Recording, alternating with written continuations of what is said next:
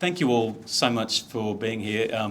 It's really a great privilege to talk to such a quality audience. It took every bit of restraint not to run out of the room and cover the bugs in the 2-minute noodle story. So I was pleased to hear it was fake news, because otherwise we were out of here and in the first cab. So that was lucky. We're still here.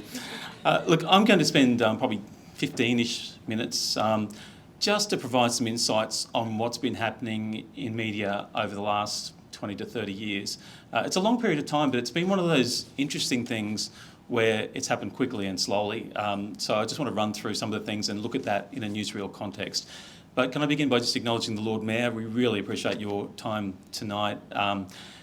I can say, as someone who's been in media a lot of years, that we're pretty hard on our politicians. So I always like to acknowledge, it's a hard job and it's sometimes thankless. We really do appreciate the work you do, and particularly you leave your family tonight to come to an event like that. So thank you very much for taking part. I can also acknowledge Jeff Rodgers and Alistair Jeffrey and Matt Closey and Scott Jensen, just purely because I came to them with an idea some time ago, which probably sounded a little crazy. And they backed me without too much hesitation. So hopefully over the next 15 minutes I can show that the idea wasn't that crazy, but really it was a big call, and it is quite a bold and innovative approach to communications and media that brings a whole lot of concepts together. So I really do appreciate that support. I'd like to acknowledge Steve Zepper, who's the editor of Newsreel. Steve's also been with us from the launch. He's a machine. He produces an enormous amount of content. He's very, very passionate about Brisbane, Queensland journalism and the work we do, and also Susan Schwartz, who was part of the launch team as well. Both of them very, very experienced, and I think that's the thing around Newsreel. We have a team who are very, very experienced media operators and journalists. Steve he was the editor of MX for anyone that remembers that. He was a zone editor across Quest. He was also a national editorial director of APN. Susan's been a Courier Mail journalist, a South China Morning Post journalist, and also edited a large suite of magazines across Hong Kong and also in London. So that's the sort of level that we're trying to work at Newsreel that we think is required for what we do. So let's begin. If you go back 30 years, which is kind of when I started in media was a pretty simple beast. If you had a radio licence, a TV licence, a printing press and some sort of distribution network, you could be a media baron. And if you had that, you pretty much had, not a monopoly, but pretty close to, and you could make a lot of money, you could charge a lot for advertising. The only people who could afford advertising had deep pockets, and there's a good chance if you could afford advertising, it probably worked because you're out fishing among millions and millions of people.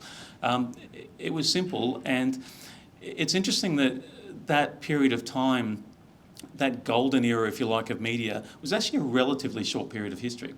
People assume it was always like that, but the so-called rivers of gold for newspapers and the license to print money in television actually didn't last all that long at all. And of course, when digital hit, nobody really knew the extent of disruption, because that was more than a disruption to an industry. It was a fundamental realignment of the way that we live our lives. And as we've seen, that really changes everything. I think also, if you're on the publicity side, getting coverage back then was at least an exercise where there was lots of places you could go. There were so many journalists, there were so many big newsrooms that you had a pretty good chance of finding a journalist and actually getting publicity. And when you got publicity, you had a good chance of getting a really big audience. In a sense, that was a very simple thing. And as the Lord Mayor said, back then, I mean, we get criticised, and the media is never particularly popular because we're poking at people's eyes all the time. But, I can say back then, a piece of content, say in the Courier Mail, the standard was it had to be checked by 4 to 7 people. 4 minimum, 7 ideal. That was what things went through. So there's still mistakes and things like that, but I'll tell you what, if you went through something that was half-baked back when I was a 22-year-old, they'd send it back to you. Or I had 1 year of typewriters and they would screw it up and throw it in the bin. So you had to be careful back then, and obviously that era of checking is not there anymore.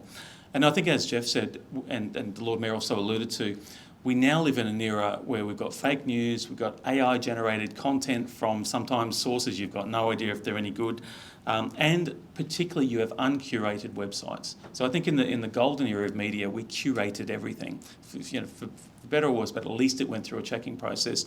There are literally, I haven't checked lately, but I think it's certainly we've had millions of websites for a long time, so it's probably up in the billions. And to try to decide among all that information what is credible, what is curated, and what is accurate is actually really, really difficult. The other really interesting thing, which is not discussed a lot, but the idea of a mass media. So if you go back, I put a picture of Lucille Ball and Desi Arnaz up there. If you go back to the Lucy Show or I Love Lucy, all those incarnations of that comedy that started in the 50s. So if you go to 1953, where Lucille Ball was giving birth on the show, 74% of the American population was watching. Can you just imagine that? And the next day, everyone's talking about Lucy having a baby because that's where everybody was. Now, if you go forward, the equivalent in the 60s was around 50%, 70s. It's basically been falling 10% per decade, where the biggest thing is getting to that number of people. And that was a genuine mass market. Even if you grew up in the 70s and 80s when we had 4 television stations, whereas the Paul Hogan show or 60 Minutes, that's what everyone was talking about the next day. But that sort of mass market started to decline in the 50s, and it's just got more and more and more diverse, to the point now where we don't really have that type of mass market anymore. Even in Australia, the 2 big television events of the last 15 years is, I think, the 2010 MasterChef final got to 4.2 million, and that was, was that 1 in 5 kind of people? And the AFL final on a good year will get to those sort of numbers. Apart from that, we're spread across everything. We're spread across a little bit left and free to air, and we've got streaming, so we're not all in one place anymore. So the idea of a mass market has well and truly gone. And if you also think about the change to the language, so in a single generation, we went from a simple media was about watching, reading, or listening. That's what we did. Now we've gone to Googling, podcasting, FaceTiming, snapping, streaming, pinging, Zooming, downloading, tweeting, or Xing, or whatever it is now. So even our language of communication has changed across all these things that we're doing. And I guess the really significant thing, we talked about there was a time where you had to be basically a media baron with really deep pockets to have access to big audiences. The really interesting thing that happened to the human race was when you could access the entire world from a mobile phone. And if you look at that now, that it changed the whole equation around how individuals or our concept of media was actually seen by people and articulated by people. So you get things now where Cristiano Ronaldo has 836 million followers on social media. Now, if you look at that, nothing even in the golden era of media would match those sort of numbers. That is an incredible influence, and it's not related to news and information. It's related to personality, to some extent entertainment. It's a very, very different proposition. Selena Gomez has got, 581 million. I mean, they're just astounding numbers that would just dwarf anything that we've done in the past. But then you think, there's influences all over the world now. That's not media in the context that we ever knew it. It's now a different type of personal-based information that can get to a lot of people. I did a LinkedIn article 10 years ago that last I checked had been read by 6.35 million people. Now, in all my years in journalism, nothing ever came close to that, and that was one article I wrote in 30 minutes, one Saturday night, and just shot out on LinkedIn, and it viraled continuously for 6 to 7 years. I received 11,000 emails and messages off the back of it, and 10 years later, I'm still answering them. That was one article. This is the world we live in, which is, it's very, very different. The way we reach people, the opportunity is huge, but the complications of actually getting to people in 2025 is quite amazing. The other thing that's really interesting, if you look at, there's a lot of good work that Reuters do, the Reuters Institute do, in tracking attitudes and approaches to news all the way around the world. They do it across 17 countries, including Australia. And one of the things they've picked up, particularly in the last 3 years, is a term they called news avoidance. And it's actually now where people not only have become diverse in their media, the idea of news in the traditional sense is now becoming something that people are deliberately turning away from. And if you look at, I read a column from Michelle Grattan, and we ran on Newsreel, a week ago, the people that are watching the federal political debates in decline. But if you look at the news avoidance, this is people who just don't want to read news. So they ask every year, are you very interested in news? And the people who are very interested has fallen 20% over the course of that survey, which only began in 2015. But what's interesting is, like, there's a lot more interest in news among people over 50 than it is in younger people. But the fall, the 20%, is across the board. So not only are young people not engaging in news in that traditional way, the idea of news avoidance is now permeating across all generations, which is a really interesting change. It's a very interesting mindset. And it's also saying that our traditional notion of news has been fundamentally disrupted. So I think, for people like the Lord Mayor or people in that thing, the things people are interested in and whether they're willing to engage is becoming a little scary. Because I think for those of us who believe it's important for people to be informed, the fact that people are deliberately avoiding news, I worry about the next generation and how they will deal with issues that are important without the knowledge of the different points of view, which I think is a very big issue. The other thing that's interesting, Roland's international colleagues at Fleischmann Hillard, we had a meeting with them last year, and they said there were literally tens of thousands of new media companies have opened in the United States in the past 5 years, and the average number of staff is 3. So that's another thing that's happening. There's big media that we grow up with, the big media companies with the big newsrooms. They're now becoming very, very difficult to run, and the economic model around a large newsroom is very, very difficult. It was always fraught, but it's really, really difficult now. But there is a lot of interest in people who cover a very specific thing with a very small number of people, and that's a very big, long tail. But again, it's complicated, right? It's not like going to one big player to get to millions of people. It's now niche players that are like insects all across the spectrum that you need to try and reach. I remember I did a study on this for News Corp some years ago, and there was like 2 people that ran a model plane site, for example. And you think, okay, that's not very interesting, but in the United States, the number of people who are interested in model planes is literally in the hundreds and hundreds of thousands. These 2 people knew model planes backwards. They wrote about every new model plane in and out, and then every bit of advertising about model planes went on that website. They made a fortune. 2 people, one website. Very, very, very, very different world. And the media dynamics themselves. So that's Paul Keating. Now, I was in Canberra for 5 years, as Kim said. I might even be in that picture, I think, somewhere, if you look hard enough. I was only 20, 21 or something then, so I looked like a kid. In fact, every time I went to interview a politician, they asked me where my dad was. It's like I was really young, and there was a great opportunity. But a Keating press conference or a Hawke press conference back when I was there, 80, 90 people. I saw one the other day, and I think maybe they had 14. But even in Brisbane, if you had a press conference here in the 1980s, 30-something wasn't unusual. We had the Courier-Mail, when I was Chief of Staff in the 90s, had over 500 people in the newsroom.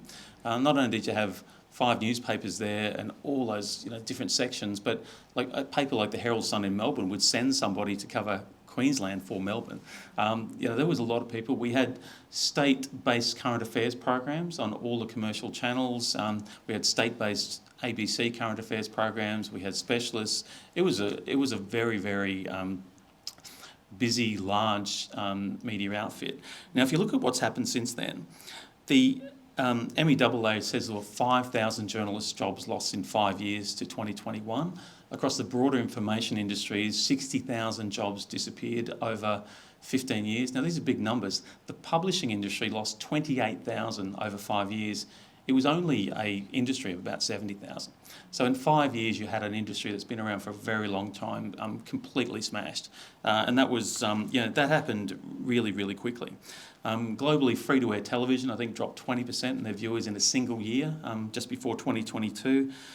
So really, newsrooms, my point is newsrooms are tiny. They're now, there's a lot of them, but they're very, very tiny, and the old notions of media have changed. And just before I go into Newsreel, just the contemporary reality. If you look at subscription-based news, and again, the Lord Mayor referred to paywalls. The thing about paywalls is there's a few different surveys on them. Somewhere between 8 and 20% of the population pay for news. 8 is closer for the number who regularly pay for a news subscription. So if you're trying to get to people and you don't have a subscription, which is most people, the issue you have is your potential audience is relatively small, because you might be able to get to the homepage. If you can't get any further, that's it. So in a world of open source, a lot of media is getting stuck behind those paywalls, and then people get there and they can't reach any further. And the other interesting thing, which I think is quite relevant to what we're doing, is I used to track the number of communications/PR people versus the number of journalists. Back in the 80s, when I first did that for a speech, it was about level pegging. It was about the same number of journalists as there was PR comms people. And very, very quickly it went 4-1, 6-1, 8-1, 10-1. I haven't done the figures for a while, but I reckon it's probably 20-1, could even be 50-1. It's a complete mismatch now. This is not an industry where there's a whole group of comms and PR people who work the media. That whole equation just doesn't work anymore, and probably everyone's had the frustration of how do you try to get a story out when you can't find a journalist. And if you get it in a traditional media outlet, the audiences are smaller, maybe behind a paywall. So it's, again, a very, very different proposition. So I'd like to say that Newsreel is going to fix all that. The reality of it, the change is so profound and pronounced that no one's in a position to fix it right now. What Newsreel does is fill a really important gap. And I think the things, when I watch a lot of the media kind of launches have been done, and a lot of them have failed. They've failed because they've tried to do too many things. They've tried because they've put too many costs in up front.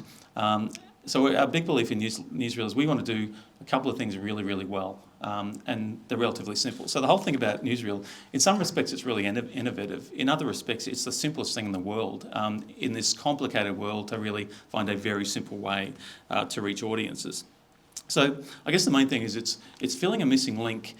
Media, even though media would like to think it's all about keeping the bastards honest and keeping governments accountable and doing investigative stuff, I did a lot of the content analysis for News Corp. Media was mostly about covering what's going on. 80% of the coverage was always, this is what was announced today and this is what it means.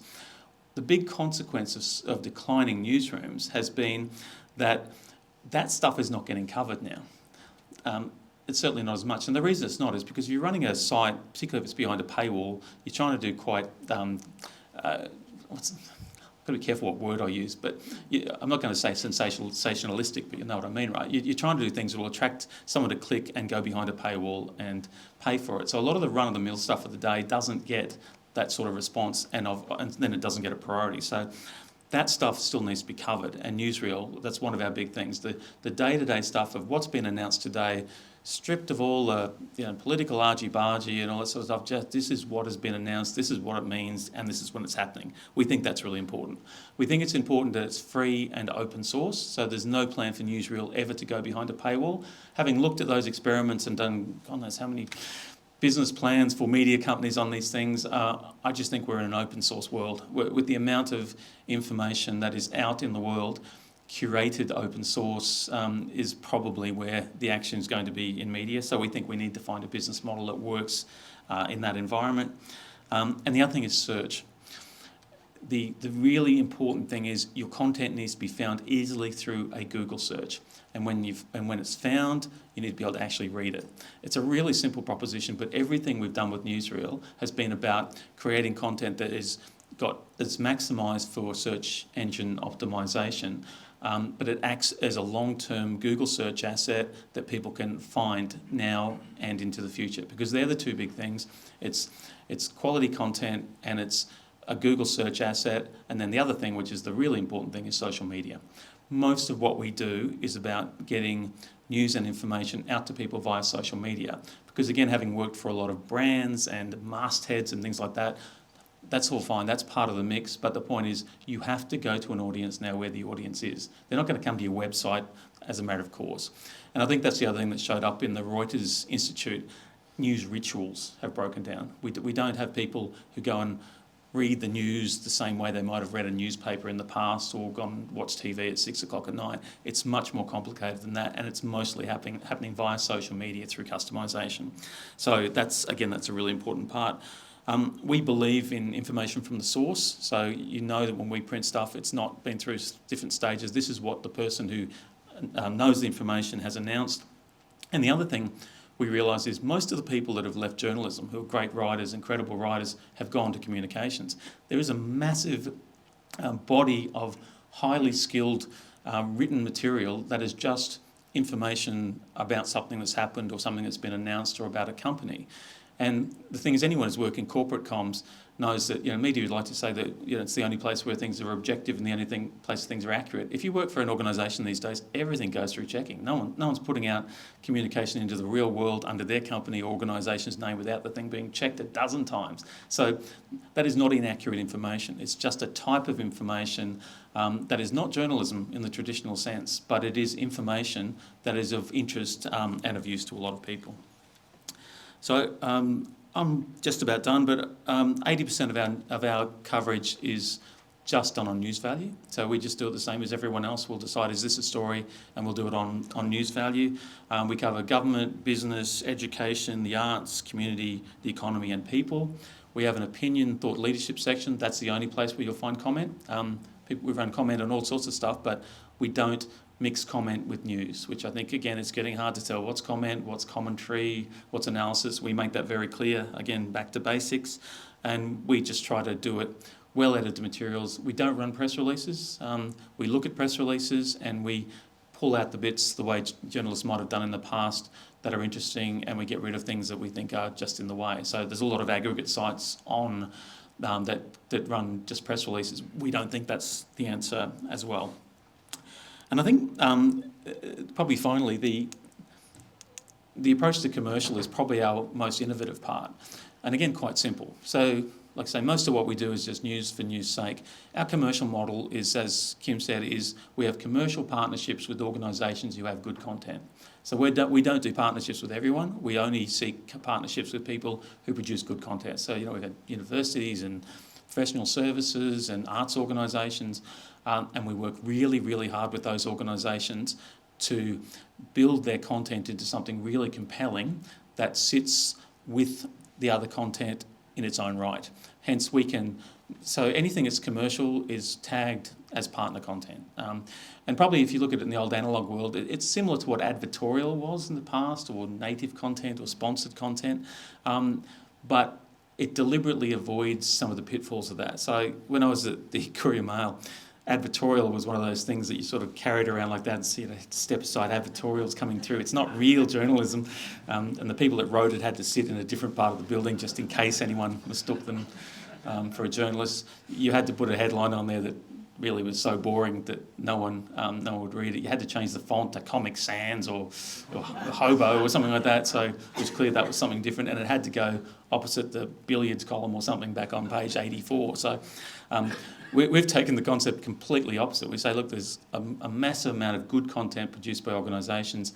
They pay us to liaise with them to make that content good, to make sure that the content is accurate. They check the content, and it becomes a partnership, and it's tagged. So that ethically, I think you'd be horrified if you knew how content was being paid for in a lot of media outlets, but we're totally upfront. If it's on there as a piece of journalism, we've made the call.